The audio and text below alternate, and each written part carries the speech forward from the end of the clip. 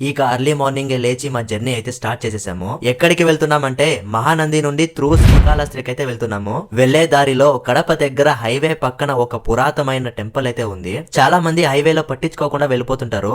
మీకు టైం ఉంటే ఒకసారి వెళ్లి చూడండి. ఆ టెంపుల్ పేరే ఒంటిమిట్ట. హైవే పక్కన కార్ పార్క్ చేసి వాటర్ ఫ్లో అవుతుంటే స్నానం అయితే చేశాము. మా వడ్డీ బ్రో ఆల్రెడీ స్నానం చేసి వచ్చేసాడనమాట. ఇక దగ్గరలో టిఫిన్ అయితే చేశాము. దోశ అయితే చాలా బాగుంది. సేమ్ ఇంట్లో ఎలా చేసుకుంటామో అలాగే ఉందన్నమాట. టేస్ట్ ఎలాంటి సోడా అయితే వాడలేదు.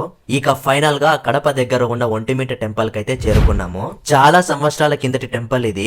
3 గోపురాలు అయితే ఉన్నాయి. టెంపుల్ దగ్గర క్లైమేట్ అయితే చాలా పీస్ఫుల్ గా ఉంటుంది. అండ్ అలాగే మనకు గాలి కూడా బాగా వస్తుంది. ఇక టెంపుల్ లోపలికి అయితే వెళ్ళిపోయాము. టెంపుల్ అయితే చాలా పెద్దగా ఉంది. ఇక్కడ గర్భగుడి అయితే రెడీ చేస్తున్నారనమాట. ఇక గర్భగుడి వెనకాల శ్రీరామచంద్రుడిని అయితే పెట్టారు. చాలా బాగా అలంకరించారు. మీకు కూడా శ్రీరామచంద్రుడు ఇష్టం అయితే కామెంట్ లో జై శ్రీరామ్ అని పెట్టండి. ఇక టెంపుల్ మొత్తం ఒక రౌండ్ అయితే వేశాను. కడపలో ఎంత ఎండ ఉంటుందో మనకు తెలుసు. అంత ఎండలో కూడా ఈ టెంపుల్ లోపల చల్లటి గాలి వస్తుందంటే అది దేవుడి మహిమ అని చెప్పాలి. ఇక ఈ టెంపుల్ వచ్చేసి 1356 సంవత్సరాల కిందటిది. శిలా విగ్రహాలతో కట్టారనమాట.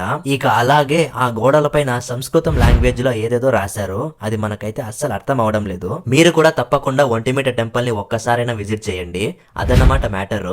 మీరు సబ్స్క్రైబ్ చేసుకుంటే మీకు శ్రీరామచంద్రుడి ఆశీర్వాదాలు ఉంటాయి.